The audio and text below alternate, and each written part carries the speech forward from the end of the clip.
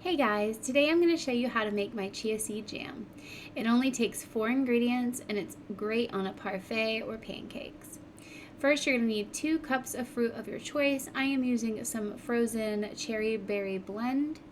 Then you're going to want to add 2 tablespoons of lemon juice, 1 cup of a granulated sweetener. I'm using stevia. You could not use a sweetener, but you might have to add more chia seeds.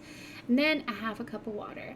We're going to want to turn it on a low to medium low heat and stir occasionally to make sure all the ingredients cook evenly and mix well.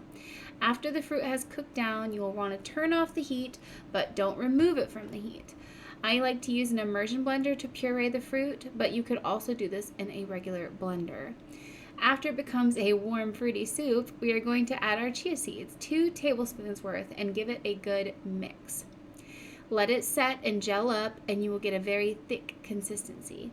You can jar it up, and it will keep for at least a week in the fridge, or you can freeze this for a few months also. That's what I like to do.